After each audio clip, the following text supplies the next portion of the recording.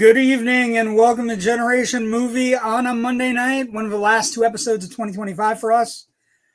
My name is J.W. Colwell. I am joined as always by my good friend and co-host and movie buddy and all these things, Rich. Rich Drees, how are you tonight, buddy?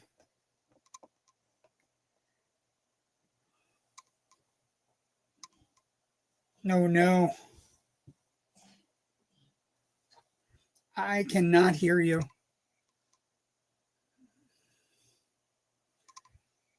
Give me 1 sec. I'm wondering if everybody can hear Rich. I just can't.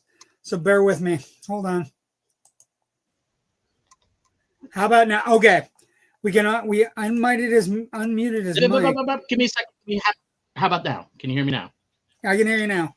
Okay. Okay. Cool. When you rolled the opener, it normally mutes the microphone, but when the opener finishes, it unmutes, and it didn't unmute this time. So I don't. Well, there's a lot of StreamYard stuff going on. There's a lot of StreamYard stuff going on these days as my camera slips. Anyway, God damn it. Nothing is going right. It's kind of thematic for the movie we're going to be talking about then. Yeah, nothing goes right. Good evening, friends.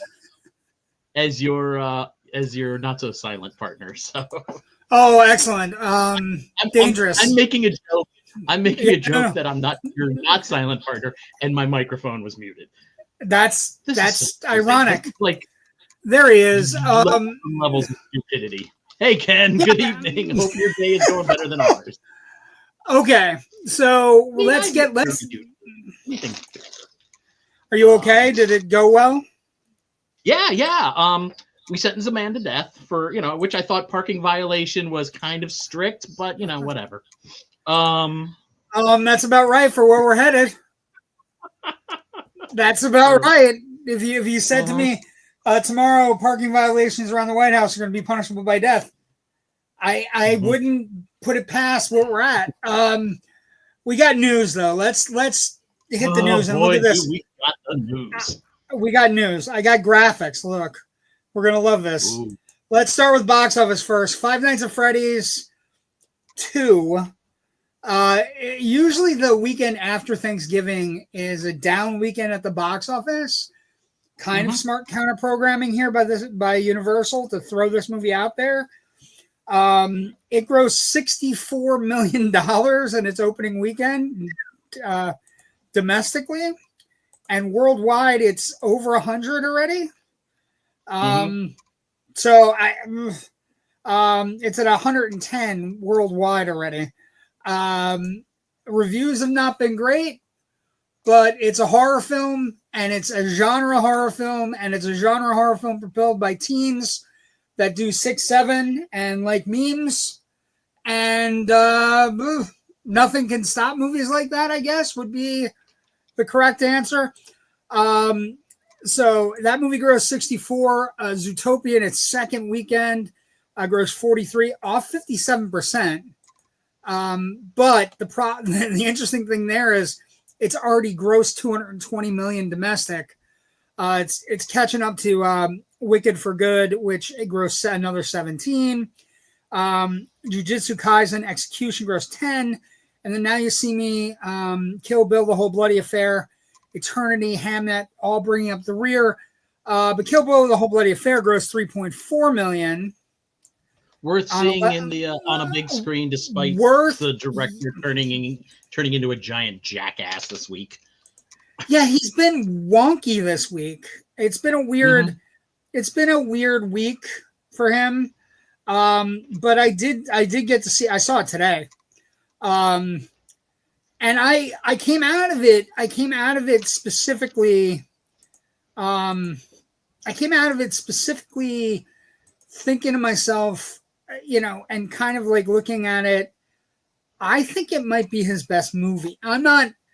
I've always been a Reservoir Dogs person because I feel the stripped down Tarantino is better than amped up Tarantino. Crazy, I'm going to throw everything in Tarantino. I think Reservoir Dogs, the simplicity of its structure and the idea that it has iconic scenes without trying to be iconic is like one of my favorites. Obviously, most people feel Pulp Fiction, but rewatching Kill Bill, I will say to you, Rich, in this version of the movie, the whole bloody affair, uncut, kind of changed around a little bit, like pieces are moved here and there. It kind of like, it flows better, the narrative structure is better. The choice that they needed at the end of the first one for like a cliffhanger when it originally came out is not necessary here. And so when you don't have that, when Beatrix Kiddo comes around the corner at, in the face-to-face, the final chapter, and sees her daughter, it hits the audience, it hits her, it like a ton of fucking bricks. It's funny because that was like when I went and saw it on Friday night, a friend of mine who I didn't know was going to be there, I was literally in the row in front of me, in the seat in front of me. So at the intermission, we kind of like huddled up and started trading notes about things. Of course, the extended anime sequence with the whole elevator sequence is amazing. It's worth great seeing to see on a big screen. Nice to see House of Blue Leaves in full color all the way through. The narrative structure and the choices by this director's cut or this whatever it is makes the movie better. And losing that line right before the intermission of how do you think she'll react when she finds out her daughter is alive is a great cliffhanger when you have the movie split into two halves with a 6-month intermission basically in between, right? And you kind of like that's kind of like a kick to the gut, and you're just like, oh my god, and now I gotta wait. But you don't need it for seeing the whole 4 hours and so right together. It's a real like I was thinking about it today, and it prompted my prompt tonight. I was thinking about things first off, I don't think about this re-release. I don't think Uma Thurman's been given enough credit. I don't think she's been given enough credit for this performance, this movie, especially through 2 movies, because she runs the gamut. She has everything through this, and I don't think we gave her enough credit when it originally came out. And watching it in its entirety in a 4-hour seating, right? You're watching her bounce. She bounces around from like all these different emotions, complex emotions, scenes where she's bouncing off, huge acting partners. She's dominant. And I think we should start a thing where she's included in I think she has been, but I want to get it on record that the 3 that we should be talking about when we talk about female, or the 4, I'm going to say 4, when we're talking about female empowerment and women characters that are just above and beyond, are Ripley, Ellen Ripley, Sarah Connor,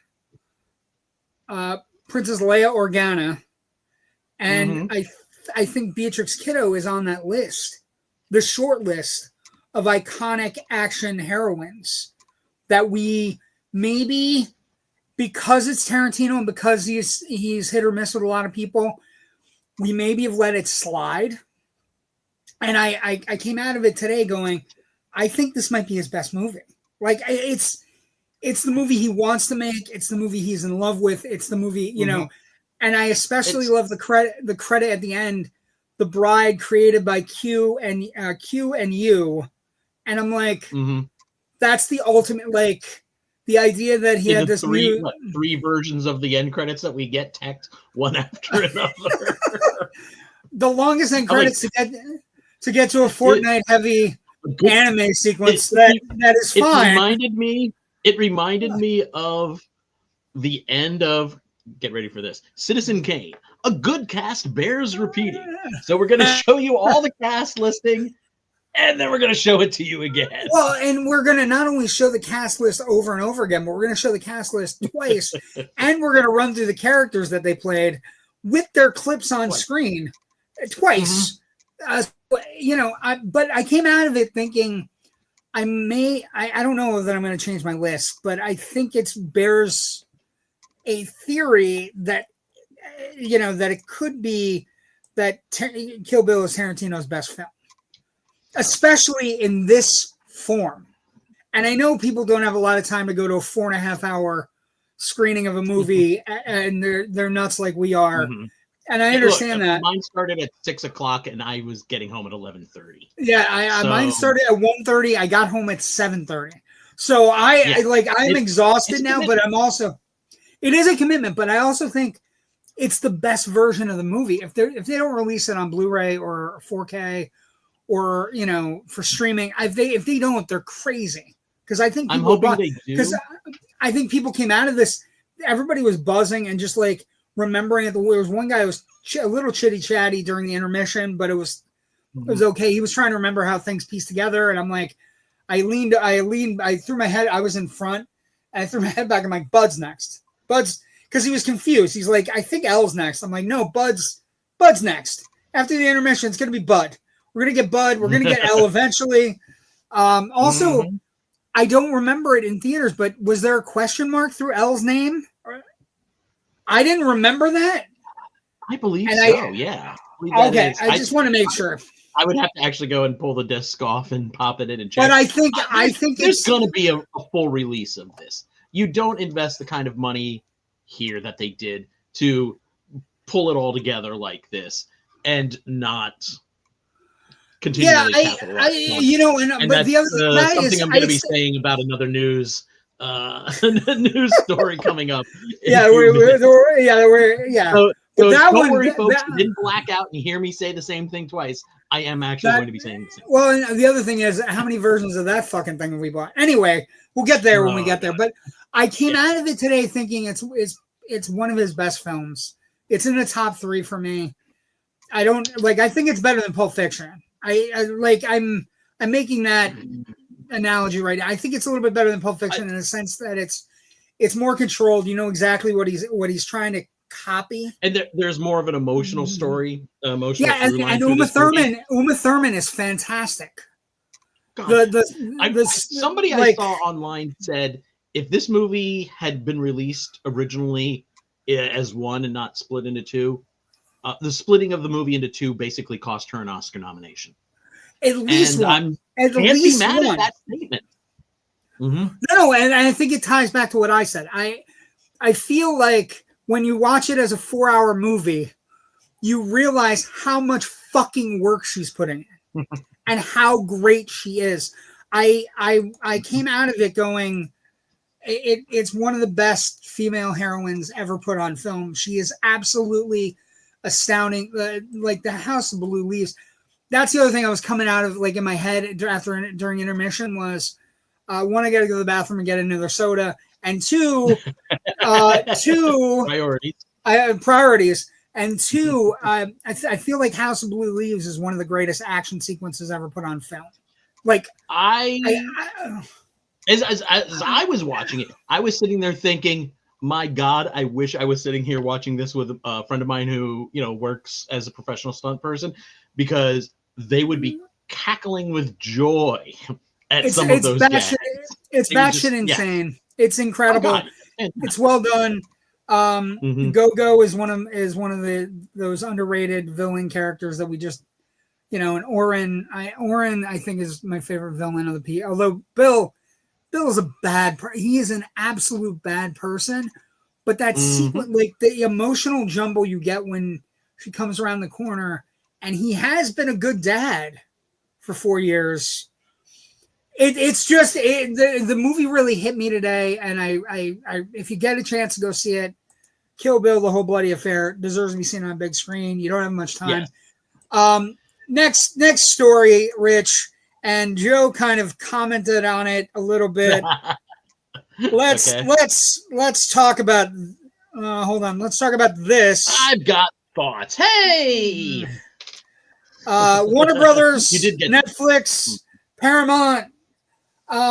So as we're taping the show tonight, what has happened is we have an $80 billion offer on the table in change. and a $5 billion bailout if the deal doesn't come across. So even if Netflix can't finish the deal, Warner Brothers gets $5 billion. Great. I'm happy about that. Fund, I don't want 3 years worth of movies. Yeah, I that's fantastic. I don't want Zaslav in charge of it, but okay. The next, but in a weird turn of events that you and I both kind of laugh at and go, it's so Veruca Salt in 2025. We have a hostile takeover bid. Paramount today launched a hostile takeover bid, starting a potentially bruising battle with Netflix, where they offered $108 billion in stock and in cash. And now the difference here, though, because I've been spending like all weekend basting in this news, and I've been following it fairly closely. The Netflix offer of 80 whatever billion is for the studio and for HBO Max, and that is it. All the linear stuff that Zaslav was looking Netflix wants off, no part of any of it. He doesn't want any part of the garbage. Netflix wants no part of the trash. CNN, they were spinning all those off. Now, my big concern here is separating the studio, which owns all the rights to the films that air over here on Turner Classic Movies, could be a problem for TCM. And that concerns me as a longtime TCM person and as a film, lover. I think everybody should be concerned about that. Yes. That's a fair concern. Yeah. People are like, well, why didn't they initially take the Paramount bid? Because the Paramount bid, the hostile takeover part of this bid is we want to buy the studio, HBO, plus all the other linear cable streaming things. Now, the reason Warner's might have turned this down initially is they knew what they felt was worth for the studio and HBO. And that's what Netflix was willing to pay. That difference of $20 billion or so, they might be looking at that going, okay, you're only valuing the linear channels at $20 billion, and we think they're worth more. So that's why they and Zaslav that bid. And Zaslav has always been. God, I'm sorry. Yeah, and now David Ellison is throwing him, his temper tantrum, and like we said, Veruca Salt. I want my Warner Brothers now, Daddy. I want my golden studio goose now, Daddy. Yes, exactly. And it's and these are binding. Offers. You want to know the first round was non-binding. Warner's basically said, just tell us what you're willing to spend, and we'll figure it out. And then Warner's for the second round said, okay, tell us the bid you actually mean, and it's binding. So if Paramount bid with a binding bid, and then is now trying to do something hostile by going around the board and going directly to shareholders, I don't know if that's contractually legal to do or not. Well, here's where we're going to run into a problem with the kid with the silver spoon in his mouth.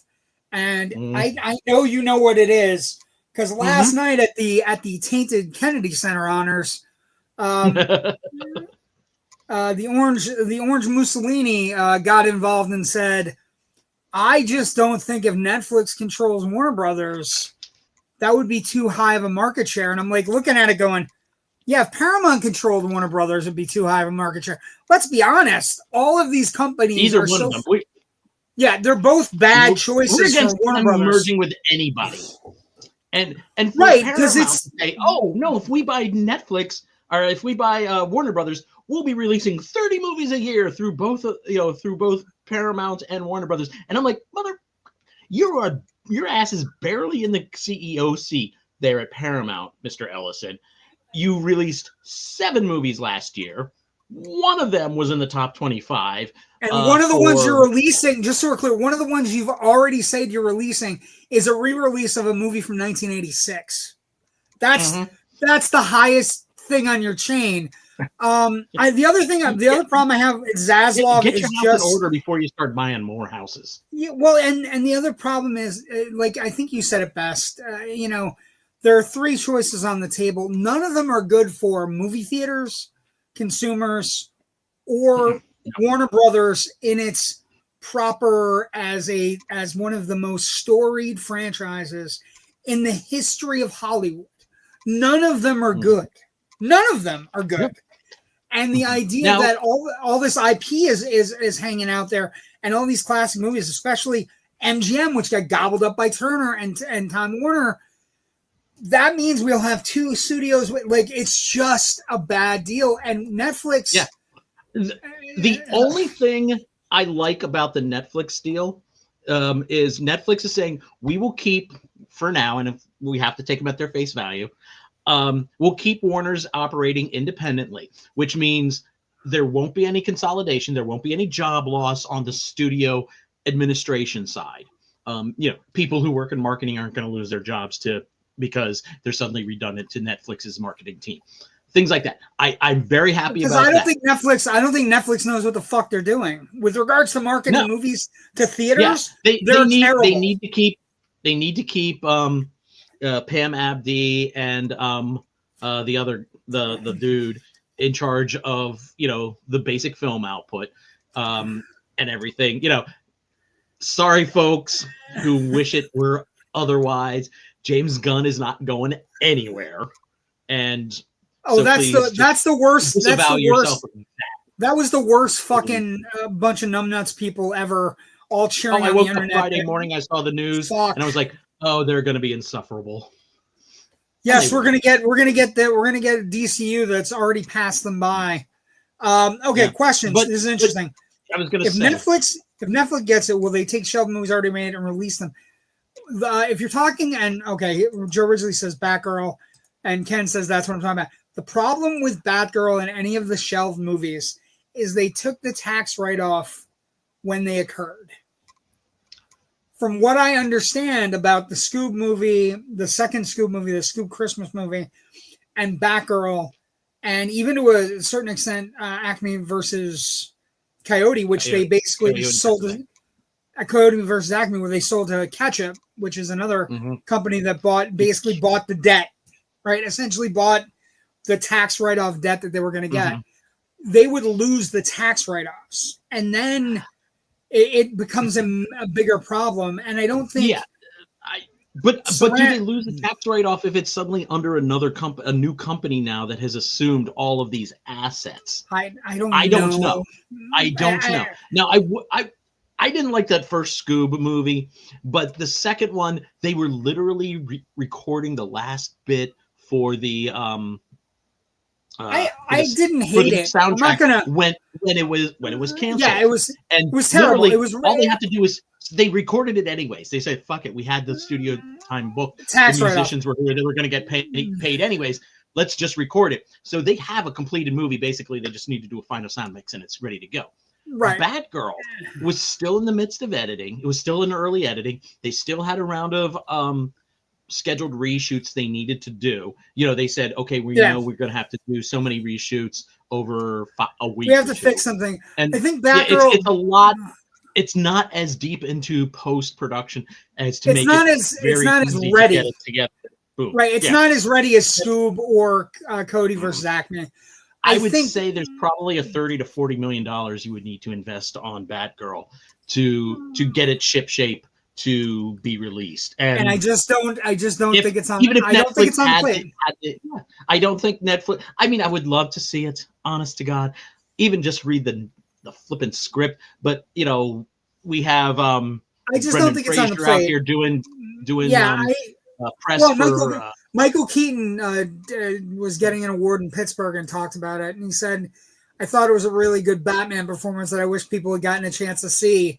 And he thought the girl was really good as Batgirl, which is if the best Batman is saying that about you.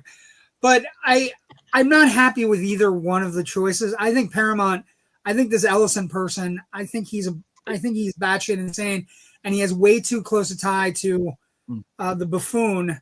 And I'm a little bit concerned about that. But I feel like I think Netflix has to start worrying that their deal is going to get scuttled unless they, Ted Sarandos heads up to the White House with a gold Netflix trophy or some sort of January 6th documentary where everything is great. So I don't know. You got to remember too, the president is a bit of a windsock, and he will flip to whichever way the wind is blowing, and by blowing I mean blowing up his butt. Also money, blowing money. He's mad at Paramount. Yesterday on 60 Minutes, there was the Marguerite Taylor Greene interview where she was critical of Trump, and Barry Weiss is supposed to be handling these things, Rich. Barry Weiss is supposed to be handling these things. And let's talk. That could maybe affect that. So who knows? I think at the end of the day, I think the scary thing about the merger is that I'm worried about theatrical releases because Netflix does not do a good job there, and that's where Golden Globe nominations. But then again, if Netflix is true to their word and they keep Warner's open as a separate entity, and they were kind of like trying to get the thing mostly for I guess I don't know. There's a great library that they can throw onto Netflix. That'd be awesome. It would make up for the loss of Filmstruck. But if they keep it, I think they keep it separate, and then they can charge themselves. It'll be amazing. It's an ongoing story, and we're going to be. We're talking about it more as things kind of creep as it goes. Golden Globe nominations. We are officially in award season. Let's talk. Yep. The One Battle After Another is the front runner. 9 total nominations. Closely followed by Sentimental Value and Sinners with 8 nominations and 7 nominations respectively. I am professionally perplexed by the concept that one Battle After Another is a comedy. While it has funny moments, Rich, I don't think it's a comedy, but I understand the concept of wanting to get everybody to show up and one movie to win. Best Picture, let's go through these quick. Best Picture Drama, Frankenstein, Hamnet, It Was Just an Accident, The Secret Agent, Sentimental Value, and Sinners. Great. I'm super excited about Sinners. Best Motion Picture Musical or Comedy, Blue Moon, Begonia, Marty Supreme, No Other Choice, Nouveau Vague, and One Battle After Another. Fun thing here, we have Richard Linklater battling himself. Yep. Because Blue Moon and Nouvelle Vague are his movies. Animated motion picture, you got Arco, Demon Slayer, Kimetsu, Infinity Castle, Elio, K-pop Demon Hunters, Little Amelie or the Character of Rain, and Zootopia 2. I saw Zootopia 2 this weekend. I was wholeheartedly impressed. I think it might be one of the best animated. I have to watch tomorrow night. I was going to watch it today. I think it's one of the best animated sequels I've ever seen. Also, anytime we get Ke Kwan in supporting roles, and in this movie plays again one of my favorite. The character names, by the way, are spectacular. Ke Kwan plays Gary the Snake. His name is Gary D.E. Snake. Snake. Perfect. Gary the Snake. Nibbles Maple Stick is played by Fortune Flemster. Is a beaver. She's the greatest animated beaver I've ever seen in my life. Again, there's jokes there that aren't for children. It is. But like I said, there were some snubs. There were some crazy things going around. But for the most part, everybody got nominated where they needed to get nominated. I think I was looking at some of the nominations, I didn't get to supporting role in a motion picture. Emily Blunt, I hated that performance. Ariana Grande, Elle Fanning, Inga Ibsdottir Lilius for Sentimental Value, Amy Madigan for Weapons, and Tiana Taylor for One Battle After Another. Supporting actor, I think, is going to be very competitive as well. Here's something, though. Go ahead. I was okay. First of all, my annual "I hate the Globes" speech. Just Sure. go back and listen to another episode. I hate the Globes. But one of the performances I think that was great this year, and I thought was snubbed. I don't think anything actually from The Testament of Anne Lee got nominated, and Amanda Seyfried's fantastic in this movie. She really is. And when it comes out in a couple of weeks, you all will see it. And No, go, she got nominated. Oh, okay, She's, she did. Okay. Best performance by female actor in a motion picture, musical, or comedy. Rose Byrne, Cynthia Erivo, Kate Hudson. But it's such a drama. I don't think of it as like again. It's ridiculous. Category. If you think Begonia is a comedy, I have news for you. But it's a dark satire. So female comedy. There are moments where I laugh. But I'll give you an example. Female comedy: Emma Stone, Begonia, Amanda Seyfried, Testament of Anne Lee, Chase Infinity, One Battle After Another. There are 3 movies that aren't super comedies. Kate Hudson's Song Sung Blue, that looks like a comedy. Or a musical. Cynthia Erivo in Wicked for Good, also a comedy or musical. And Rose Byrne, If I Had Legs, I'd Kick You, also a comedy or a musical. It's a very dark comedy. But it's great performance. Yes. This is why I'm glad I'm in the middle of filling out my my nominations for the Philadelphia Film Critics Circle end of the year awards.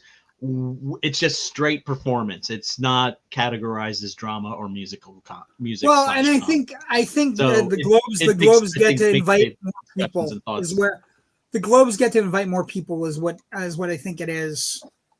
And I think that's part of the allure. I have people I'm pulling for already. I think Eliiott for me is somebody I'm pulling for. I'm pulling for Sean Penn. Sean Penn was tremendous in One Battle After Another. Never has a great movies this year.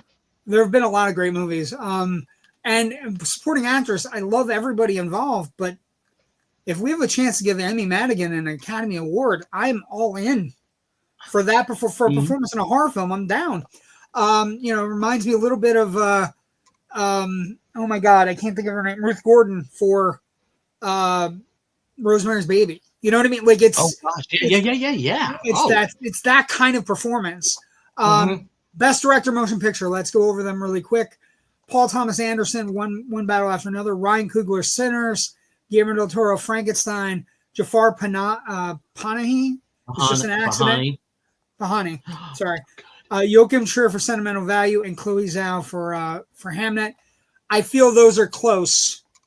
Those are close to our final 6 for the Oscars as well. So it should be a good night. I think we're going to have some interesting things. I think another big battle that's developing, K-pop Demon Hunters is going to win awards.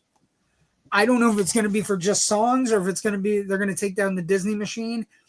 And I was talking to a friend, and he told me point blank that it was on the heels of the Warner Brothers Netflix thing. There's another studio that's having a major problem with Netflix right now, and he was telling me about it because he was saying because he's in negotiations or something, and he was talking to some of the people that work in Sony's department, and they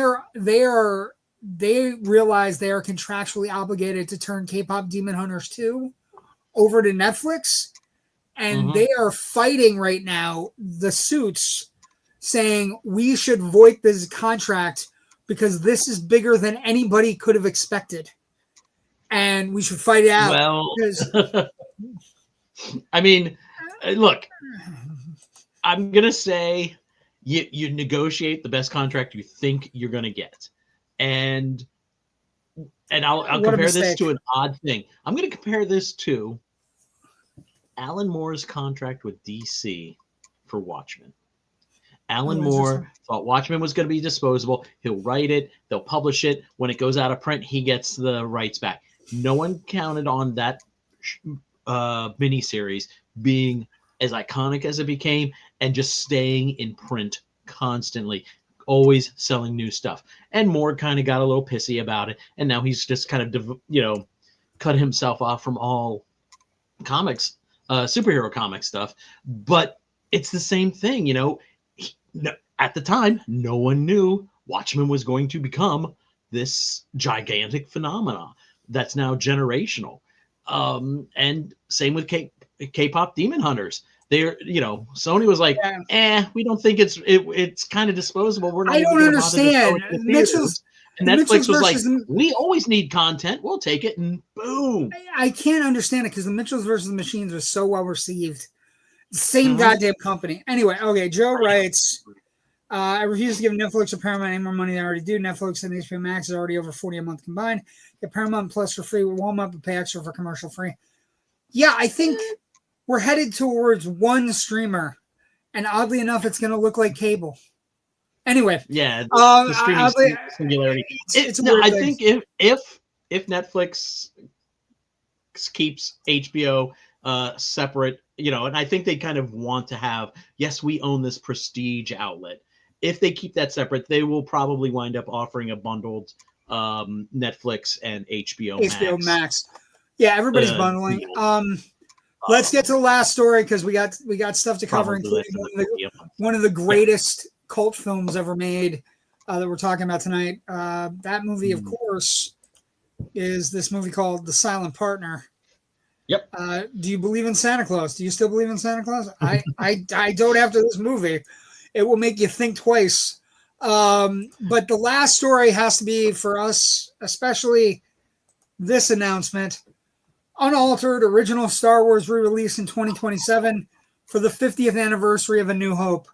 When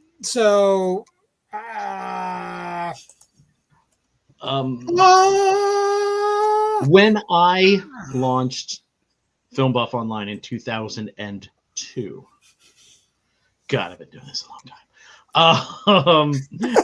One of the very first editorial pieces I put up was how much I did not like and thought the special editions they're fine, but keeping the original versions out of public access was a disservice to the films and to film history.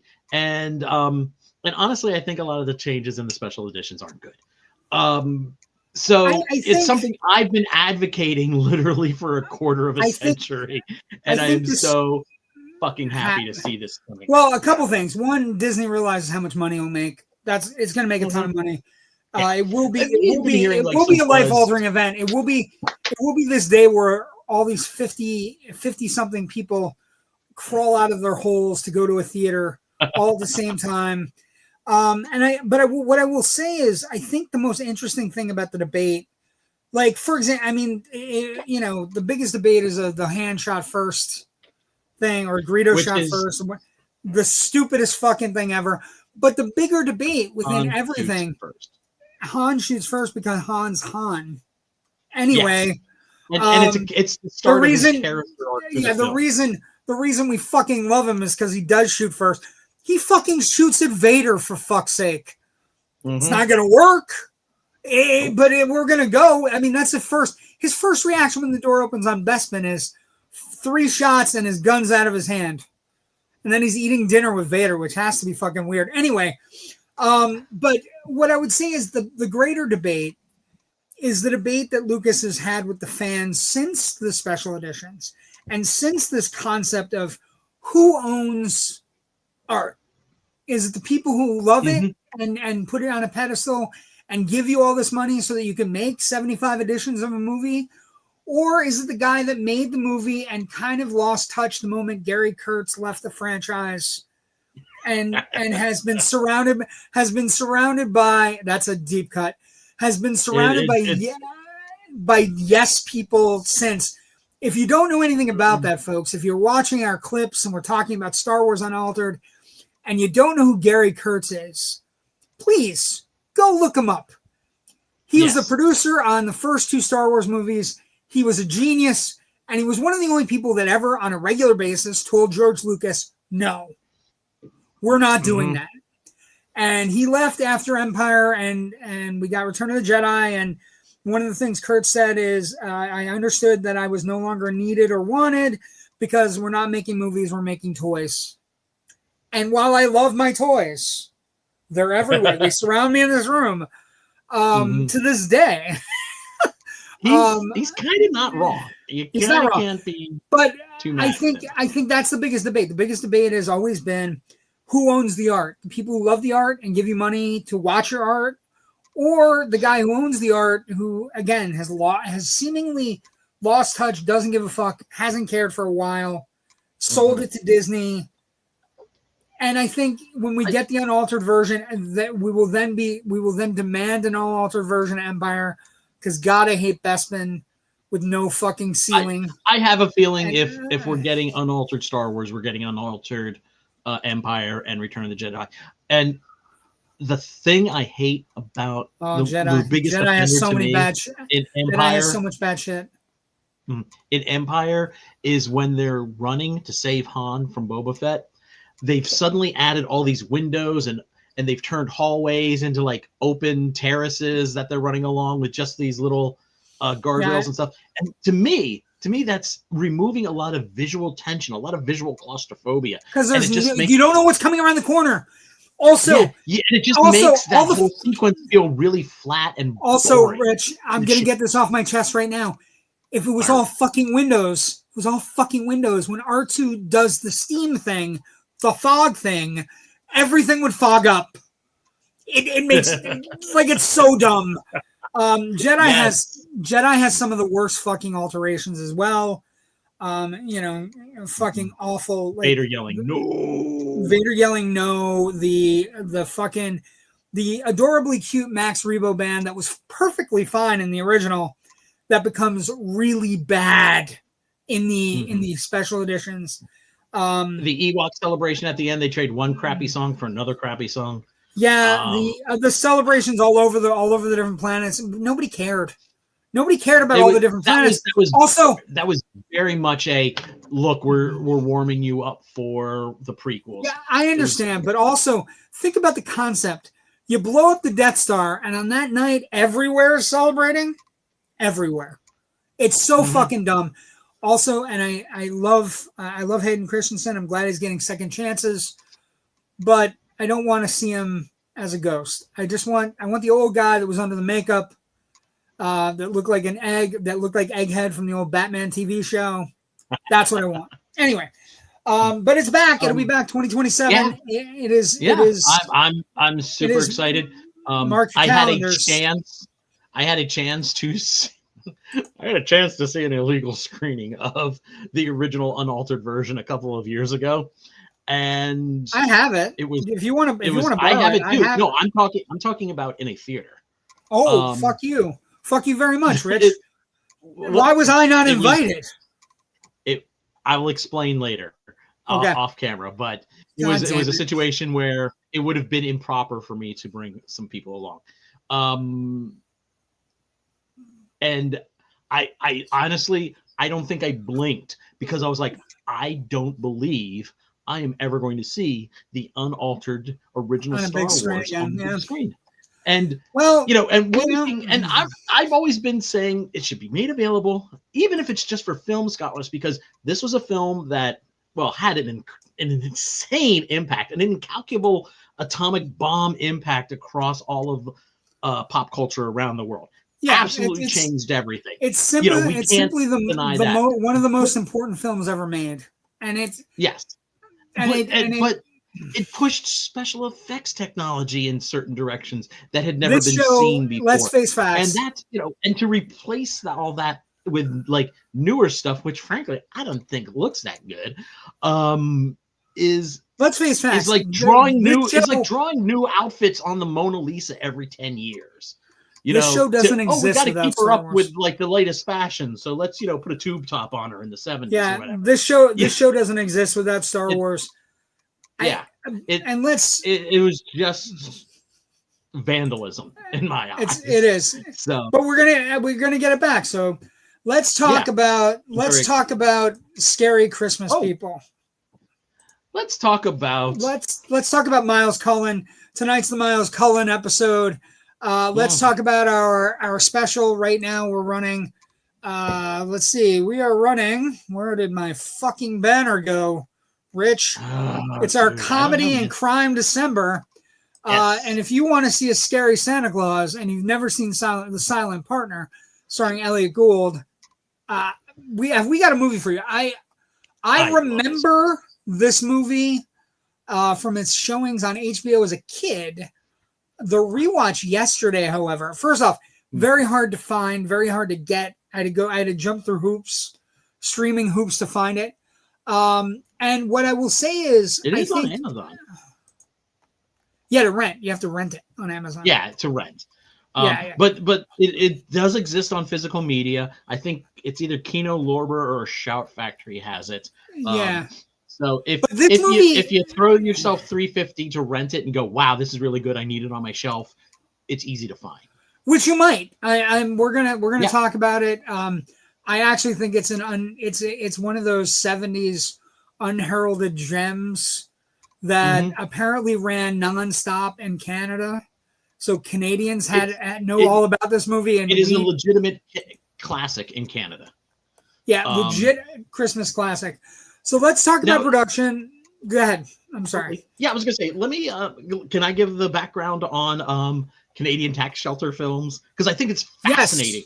Yes. And I wish somebody would write a book about it. As long as you use the term for it. Do you know what the term is? The whatever that is, the CC whatever. No. Canucksploitation. Canucksploitation. Okay, yeah. Canucksploitation. These are Canucksploitation films. I am part Canuck. Thank you, Grandmother Mildred. So my dad's mom was from Canada. There you go. That explains a whole lot. That's why you're a communist. Explains a whole lot about me. About you. But okay, back in the early 1970s, they were trying to boost the Canadian film industry, and they had like a 60% tax rebate. So if you were a producer and you found somebody who would give you, I don't know, $100,000 to invest in your movie, that person was able to deduct like $60,000 of that off of their taxes as a tax rebate. Now, in 1974, the Canadian government decided, that 60% isn't cutting it. Let's jack it to 100%. So basically, people were investing in movies, getting the entire thing written off, and so you're making a movie for free. So, wait, and what you're also failing to mention is that this led to one of the sharpest rises in Canadian film making ever, and also the amazing amount of American actors, American directors, American films that were made across the board.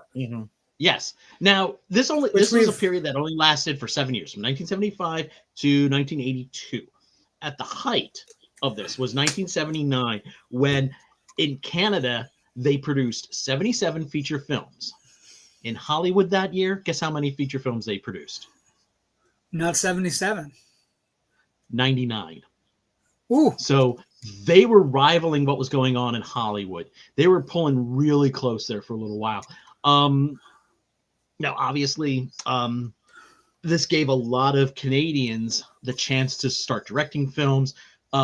David Cronenberg owes his career to this film credit. to this tax shelter. Shivers, Rabid, Fast Company, and The Brood and Scanners were all made during this period. All 5 of those films, Canadian tax shelter films. And there's at least, I'd say 3 out of those 5 are bona fide horror classics. So, you're doing that. We're getting movies like Meatballs. Bob Clark directed Murder by Decree with Christopher Plummer, which is another great thriller. And a lot of films being made at this time. Ooh, excuse me. Unfortunately, and this might have led to them cutting it back to 50% after 1982. Some of these films were being made but never got released. So I have to think that there was some kind of hanky-panky going on with this. Well, this movie, the release, when we get there, the release schedule. David Zaslav would have loved this, is what I'm saying. Zaslav would have. He would have lived in Toronto. Yeah, this is the environment we are in 1978. Well, and this is a perfect storm, because this is an international movie through and through. Because you look at the Canucksploitation, you look at Eliiott Gould and some of the actors, you look at Savannah York, who's the female star, you look at Plummer, who's both English. The writers and directors are both Americans as well. They base it on a book called Think of a Number, which is a Scandinavian book. So and here's where it gets really interesting. You wonder why we tie these things together, right? The person who wrote the screenplay for this movie, Rich, is Curtis Hanson, who wrote LA Confidential, who is another one of the Christmas set noir. Another Christmas set noir. And he was just one of the great noir directors in the 90s. Like, just a fantastic director, made really great movies. But this is his first script. And here's where you get some stories. So he writes the script. He bases on the Scandinavian book called Think of a Number. He writes a spec script. He's an American filmmaker. He goes and basically tries to talk to producers into letting him direct. They don't allow him to direct. They instead allow this guy named Daryl Duke to direct. And, he was a very creative guy. He made a series of money, made a movie called Payday, which was a fantastic 70s kind of fun movie, like it's a robbery movie. So he was very good at that, and so they give it to him. Hanson's doing all the writing, and they come up with all these different things. And then what happens to this movie, Rich, in the production? The interesting story I came across. So first off, the two most interesting things for me that I came across. First off, after the film was completed, the producers basically went to Daryl Duke and said, we need something to hang our hat on. We don't, it's not enough that we have Eliiott Gould and Christopher Plummer at each other's throats, or that we have a scary Santa Claus, or that we have a bank robbery movie that's a pretty tight little script. We want you to shoot this scene, and it's the scene by which the film has become both famous and infamous. There is a beheading with a fish tank in this movie that is one of the most graphic murders on screen, with regards to an R-rated film. It's graphic. He's pushing her head down, and then her head is in the fucking fish tank. It's gory. It's graphic. But Daryl Duke refused to do it. Awesome. Then Curtis Hanson has to come in, and he ends up going and learning how to shoot film, which would later come in handy with LA Confidential, and the legacy piece of this. He has to direct all the sequences that they're adding to pump up the movie. It's just an incredible story when an original director goes, no, I don't think it needs it, and he's right, it doesn't. But I will say, the portion that was infused in my brain before the rewatch was that woman's head bobbing in a fucking fish tank. That's what I remembered before piecing everything together. It's sad to say. The other thing that I came across that's super place, my friend. It's not great. It's not a happy place. The other thing that jumps out it's not. The other thing that jumps out in the pre-production on this movie is it is the first movie produced by Mario Kassar. Boom. These guys. One of the greatest logos you could ever hope to see if you're a teen in the 90s or 80s going to a movie.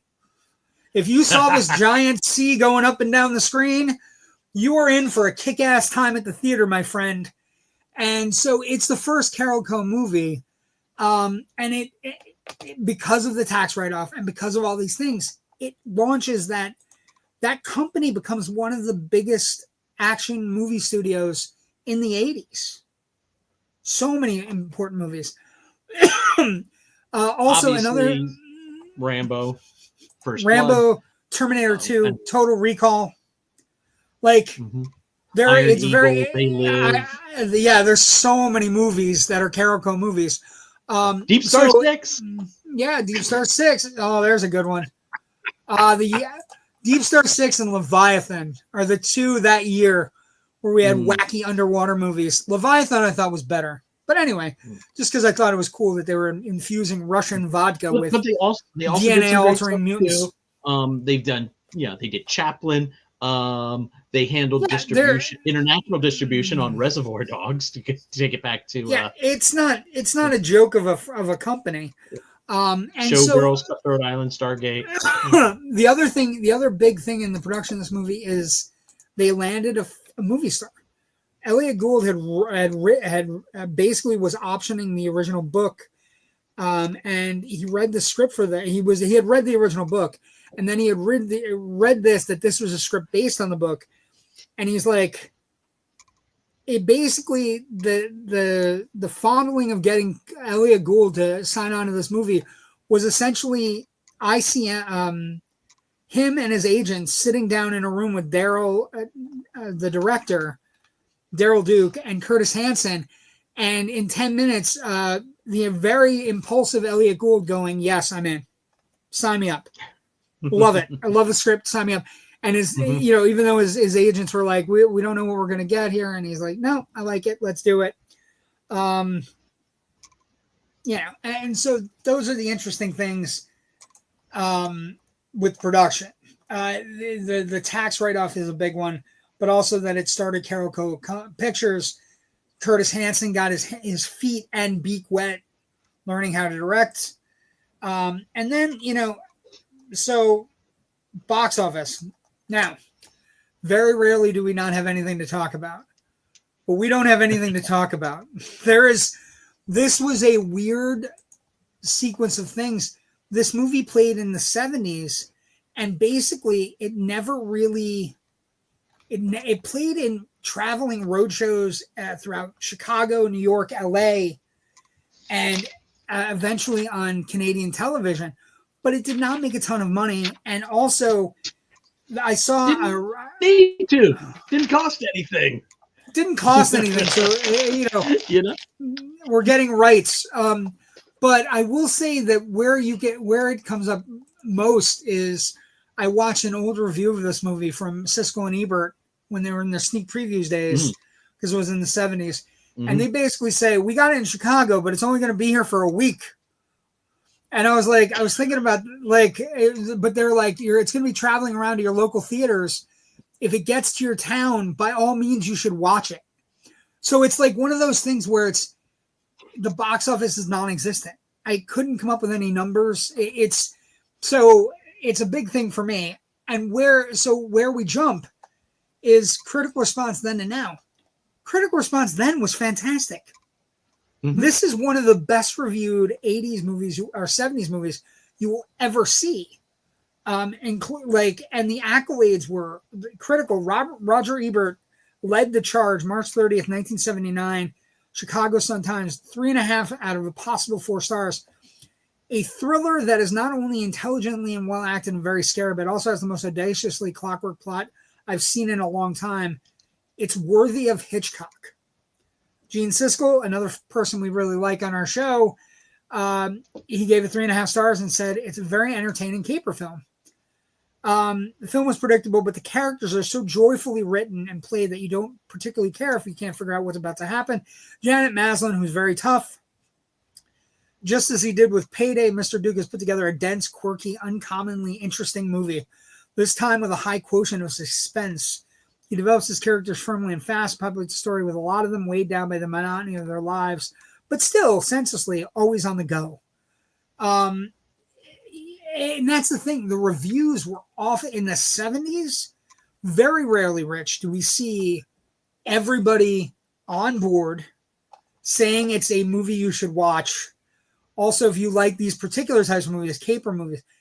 And the rewatch, so a couple things. Eliiott Gould, I think is very, I think he's very underrated. I think there's a small portion of the movie going public that understands how great Eliiott Gould is, and it is not from Ocean's 11 movies. No. Eliiott Gould is fantastic.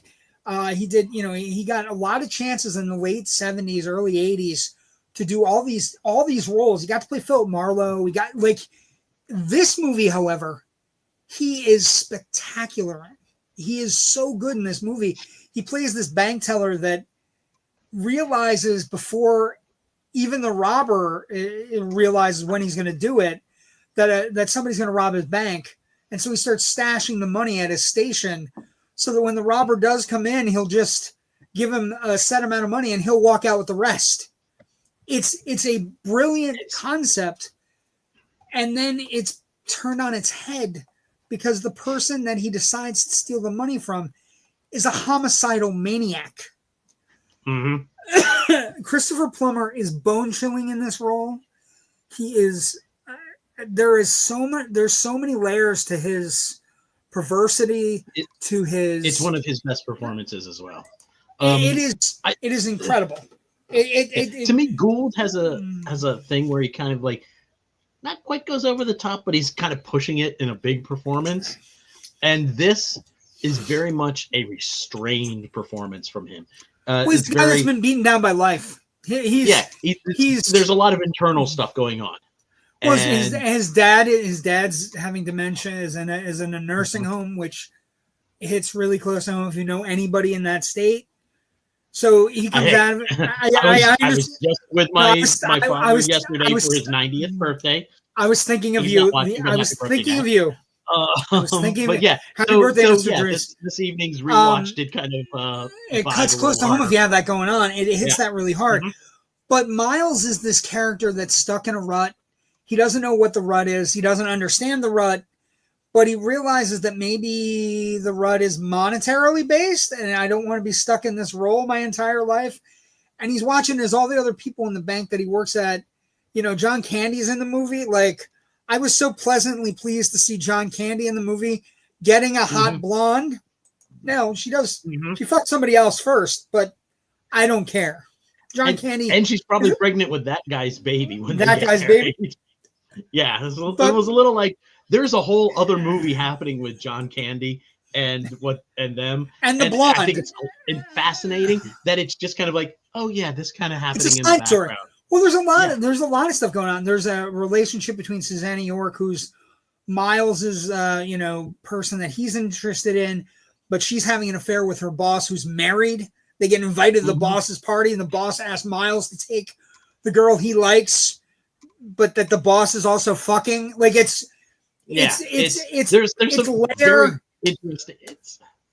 It's layered. Everything. It's neo-noir. Yeah, it's neo-noir. It's very layered. It's got a lot of stuff going on. It's got a lot of questions being asked.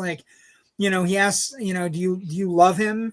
And she's like, no, but I think rejecting the boss at work wouldn't do my career any good. And it's holy shit. 70s were a wild time. The pre-AIDS 1970s were a wild time.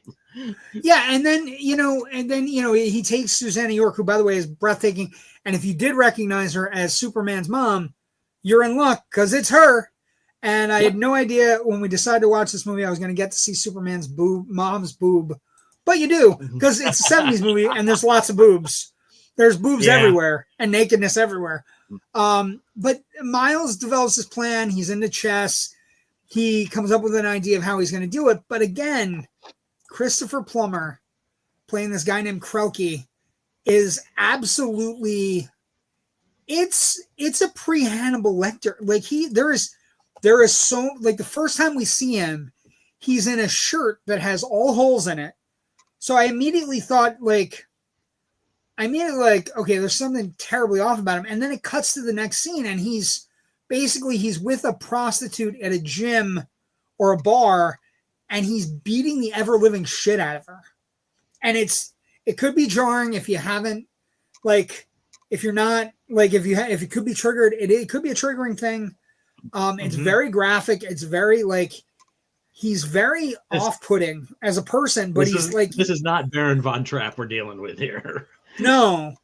So And then, if your only experience with Christopher Plummer is Sound of Music, this will is gonna change be as big a your. shock as the This first will, time yeah. you've seen But The Apartment after watching My Three Sons reruns. And so Fred McMurray eventually, the movie is an hour and 45 minutes. It's tight.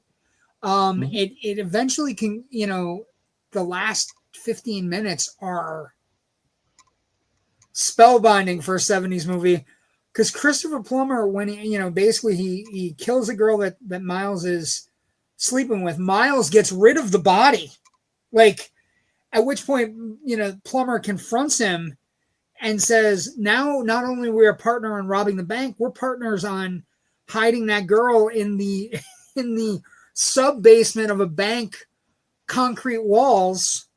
And it amps it up. And Plummer's like, you're really good at this game. And Gould is like, this isn't a fucking game, yo. You know what I mean? Like, he just has this brilliant moment where he's like, that goes back to the idea of Eliiott Gould's character as a chess player. He's usually thinking a couple of moves ahead, but you can't think a couple of moves ahead when you're dealing with a psycho who's unpredictable. A sociopath. A complete sociopath. Who's not playing by any kind of civilized rules. Right. If this was just a bank robber who was like, okay, I'm a bank robber. I'm not like, I want the money. I don't want to like kill people. I'm not like a crazed criminal.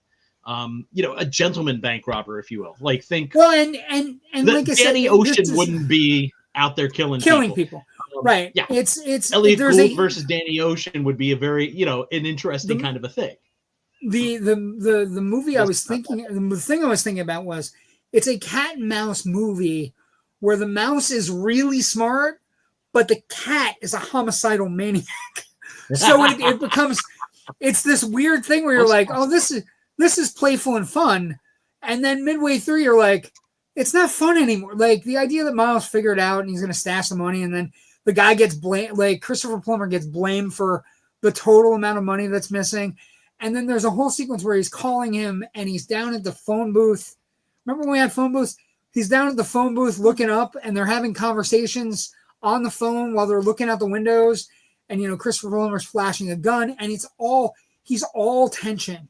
And he's like, you fooled me. You're good at You're really good at this, Miles. You're really good. And he's batshit insane, and it's amazing. And the last 10 minutes are a complete, like, Christopher Plummer shows up as a woman at the bank, and it becomes this thing where he, worst remake. Eliiott Gould has this moment in here where he's like, look, I'm gonna give you the money, and then I never want to see you again. And Christopher Plummer's like, I want all the money, but you still might see me again because I'm gonna kill you. And Eliiott Gould's like, then why am I giving you the money? Like, if you're gonna kill me, why would I give you the money first? Like, and it's just this great moment where Eliiott Gould's like, that's not how this is gonna work. You want all the money, great. I never expect to see you again, but you might. Like, that's a great sequence in that little tunnel. Like, he's like, no, that's not how it works. If I'm giving you the money, that means I'm buying my way out of this situation. And Christopher Plummer doesn't understand that, because Christopher Plummer feels wronged. He feels like Miles got one over on him. And it's, the script is so smart. The idea that Miles, he writes on his bank tickets because there's carbon copies. So he's constantly etching and doing little doodles to try to hit on the women in the bank. And then he discovers that one of them says, give me all the money. And the G is specific on a Santa that's sitting out front of his bank, casing the place, and basically waiting for this one businessman to deliver his deposit every day. And it always goes to Miles, because Miles is the one that handles this guy's big deposits. I will say it is a little close to home as somebody who was a bank teller for 8 years. The big business going to the same teller, and then you having to get, like, there are rules now, but you have to get money out of your drawer into a bigger safe away from your drawer as quickly as possible. And so I was intrigued by all of that. The performances are great. The The sexual stuff in it is graphic, but it's not over the top, and it's mature. It's handled very maturely for the 70s. Like Susanna York is like, yeah, I'm banging the boss, but I would like to bang you 2 miles. I like you, but what are you offering me? Do you actually want it if you have to share with the boss? And then Miles meets a woman who says she's, his father's caretaker at the home. It turns out she's tied to Krelke, and it becomes this psychotic, whatever. She's the one that ends up in the fish tank, her head, I should say, in the fish tank. It's insanely well done though. It's so tight. It's like a bow tie thriller that I would say, we could see a remake, but I feel like it would be overdone. If that makes sense. The way things have changed in, not just in like sexual mores between people, you couldn't do, just the fact that you have a phone booth is an important piece of this movie. It's an important cut. Look at this picture, Rich. Look at him looking at Miles. Like, there are points in the movie where you're like, I don't know. If you remake it, it's a period piece. Yeah, it would have to be a period piece because you need the phone booths, you need all the things. But you also need like Santa Claus in malls. You need a mall, like it. Yeah, a mall that's you need a functioning mall. But tell me if you got this or not. If I was just like kind of watching it, but there are moments when I don't know if Christopher Plummer wants to fuck Eliiott Gould or kill him, and just the way he looks at him longingly is like, I think he's, and then he shows up in a dress at the end, and you're like, I feel like you could get in a lot of trouble with this movie, but he's such a sociopath that I don't know that has anything to do with sexual. I think he brings it into his sexual, but he's not. It has nothing to do with his sexuality. It's just he's always psycho, and sometimes he has sex. The only two people we see him actually murder are women, which does play into a trope that I do find a little disturbing. That on the shirt, some killers are self-loathing gay people who murder women. You find it in While the City Sleeps, which is a great mid-50s crime noir. One of my favorite films about journalism, but I do hate that the villain in that movie is also, he's kind of like this conflicted, beat upon by his own mother, so he goes out and, stabs women and stuff like that. I don't want to kind of go down this road for this film. I was just curious if you got it too. It's nothing I didn't really think about while watching. I didn't think about it at all. I just thought it for me, so I will never not. I mean, I didn't mean to.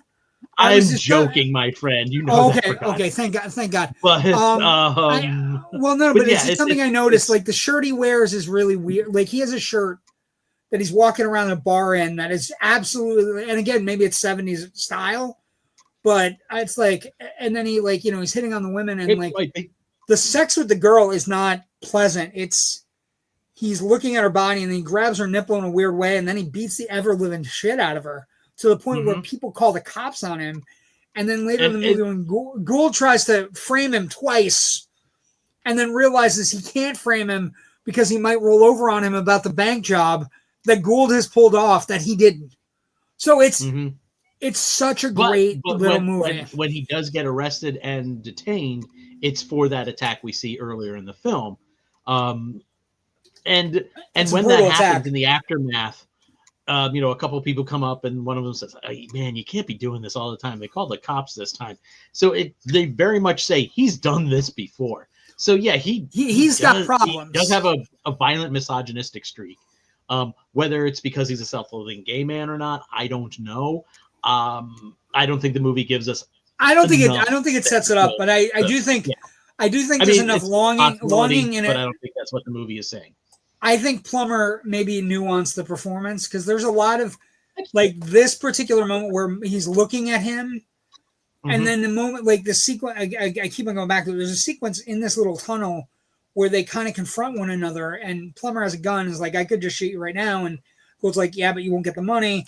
And then Gould's like, Plummer's like, great, you're right. I should get the money first, then I'll kill you. And then Gould's like, why would I give you the money?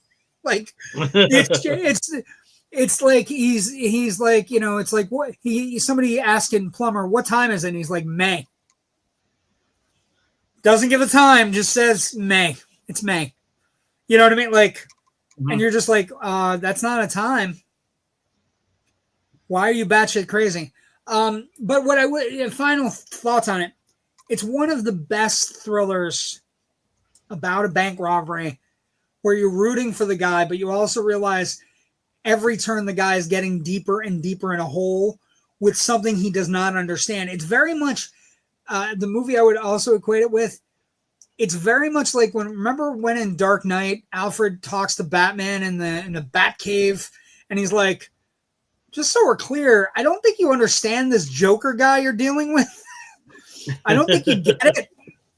And Batman's like, what do you mean? I get everything. And he's like, no, I don't think you get this. I'm going to tell you a story about a guy who kept on stealing gems, and they burned the whole village down to find him, and he didn't give a shit. Just kind of let it happen. And he's like, yeah, but why would he do that? Oh, that's exactly the point. Plummer is absolutely insane. And every time he says something in the movie, you feel like him. Like, there's a sequence where the girl who gets beheaded later, goes to visit him at the prison, and she is working with Cullen to they're going to cut him out of the deal and they're going to run away together. And he sniffs it out so fucking quick. He's just like, so you're coming to see me. Why are you coming to see me? Does he know? Where's the money at? And she's like, you didn't tell me where the money is, but you slept with him already. And it's like, how the fuck did he know? Like, so quick? Like, he's so quick, and it's just like, he's so insane, and it's such a nuanced but scary performance. Even when he's dressed as Santa, the way he's looking at Santa I ever seen. It's the scariest fucking Santa next to, you know, Silent Night, Deadly Night, or all like weird Santa movies that involve Krampus. But when he's Santa is his disguise at the mall. He is batshit insane as Santa. Like there's a point where a kid comes into the bank and he's like, Santa, can I get that? I just want to remind you, I talked to you and I just want to remind you, this is what I want for Christmas. He's like, yeah, whatever, kid. And then the mother's like, I've never seen a Santa who hates children. It's like, lady, if you knew half of what this Santa does to anybody, holy shit. But it's a great movie. Legacies. So as you're looking at a legacy of a movie that everybody on Canadian television watched, first off, it's a John Candy movie. So let's rejoice. John Candy is in it at an early age. It's a very sweet small role. But it's a sweet role. It's not a John Candy role. I have a feeling that this was just written for anybody, and Candy kind of just came in and aced the audition. In Toronto, yeah, he walked in and aced the audition, and basically, somebody was like, "We want to see him on screen again." And I meant to look for him this time around, but I forgot. One of his SCTV and Second City alumni friends, Tony Rosado, is also like in one of the bank sequences as a customer, but you don't really get to see him that much. It's kind of like a quick little cameo thing. He's uncredited. He's uncredited as well. He's uncredited. Another. So that I would not be surprised if John Candy was kind of instrumental in getting him in for that, because he's that kind of a nice guy. So a couple things. Legacy of this movie is interesting. This film was nominated for 11 Canadian Film Awards, called the ETROGs, for those who didn't know. It won Best Picture, Best Feature Film of the Year. It won Best Direction. It was nominated by Best Lead Actor Christopher Plummer in a lead performance. Best Performance by Lead Actress Celine Gomez.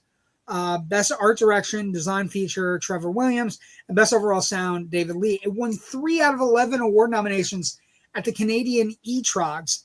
Also, if you think about movies where people are batshit insane, the one that comes to the mind the most, screenwriter David Koepp credits this movie, The Silent Partner, as a movie he saw and worked with Curtis Hanson on, with creating and making the world. Do you remember Bad Influence from 1990? Yeah. It's a Curtis Hanson movie. David Koepp, basically, it's Rob Lowe and James Spader, and it's a fun little thriller from the 90s. This movie is a direct result of David kept walking into a meeting with Curtis Hanson about a script saying, I loved your silent partner. And Curtis Hanson going, oh, you do? We should make a movie together, which is great. Also, The Bedroom Window is a movie that credits the people who made The Bedroom Window from 1987, credit this movie as a big movie. And, you know, it's probably, and this is from Gail McDonald, the Globe and Mail, a Toronto newspaper. It's one of the few truly good films to come out of the tax shelter heyday of the 1970s. Which is interesting because this is something we're talking about. Yeah, I mean, it's and Carolco came out of this movie, and so that means that you went to a movie in the 90s and you had a good time. It was an action movie. It had Arnold Schwarzenegger in it. It had this logo on it. So that's a legacy that we can all be proud of. And it's just one of the I don't know. I can't explain how good it is. You just have to watch it and kind of bathe in it a little bit. And then, you know, the violence is jarring, and the violence against women is particularly jarring. But Plummer's performance is so good, and Eliiott Gould is so great as the everyman trying to get around, you know, the mouse who's really smart but has to deal with a fucking crazy cat, just batshit, you know. JW has a Batman 89 shirt on and some kind of Godzilla shirt for Rich. What do you got? Yep. Yeah, Batman 89. Last year's Godzilla Palooza at the Mahoney Cabin. Although, Joe, you got to be careful. This is a Batman 89 shirt. I also have a Batman 91 shirt that I'll be mixing in later in the year. Anyway, hopefully you'll be able to tell the difference, Joe. If you can't, then we have to take your nerd card away. But final thought, Silent Partner, if you can, go out of your way, find this movie, watch this movie. It's amazing. Can't recommend it enough. Rich, where can people find your stuff? And then we'll talk about next week's show, which is our last of the year. We'll talk about best and worst. And we'll also have a big guest that we'll talk about in a moment. Where can people find your stuff, Rich?